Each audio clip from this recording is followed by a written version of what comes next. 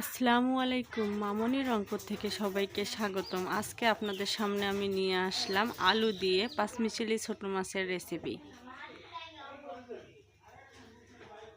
মাছগুলো আগে থেকে ধুয়ে লবণ হলুদ দিয়ে মেখে নিয়েছি। এবারে আমি গরম তেলে মাছগুলো দিয়ে দেব। মাছগুলো ভালো করে ভেজে নেব। এখানে আলু কেটে ধুয়ে রেখেছি, আলু দিয়ে রান্না করব। মাছগুলো ভাজা আমার প্রায় শেষ। এবারে মাছগুলো আমি নামিয়ে নেব।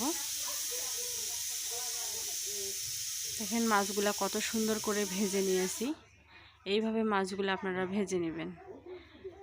মাছগুলো সবগুলো এক এক করে নামিয়ে নেব। মাছগুলো আমার নামিয়ে নেওয়া শেষ। এখানে মরিচ পেঁয়াজ কেটে রেখেছি। মরিচ পেঁয়াজগুলো আমি তেলে দিয়ে দেব। মরিচ পেঁয়াজগুলো তেলে দিয়ে ভালো করে ভেজে নেব। লাল লাল করে ভেজে নেবেন। ভেজে নেওয়ার পরে লো হিটে আমি ভেজে নিয়েছি, আপনারাও লো হিট দিয়ে ভেজে নেবেন।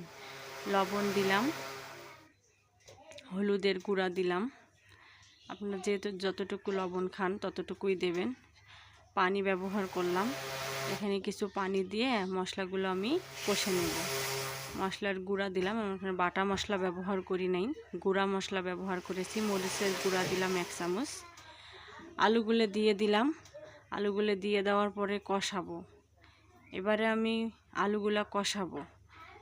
আলুগুলো কষানোর পরে ঢেকে দেব 3 থেকে 4 মিনিট। ঢেকে দেওয়ার পর আবারও ঢাকনা তুলে আমি নাড়াচাড়া করলাম। ভালো করে কষাবো। ভালো করে কষানোর পরে এবারে আমি পানি দিয়ে দেব।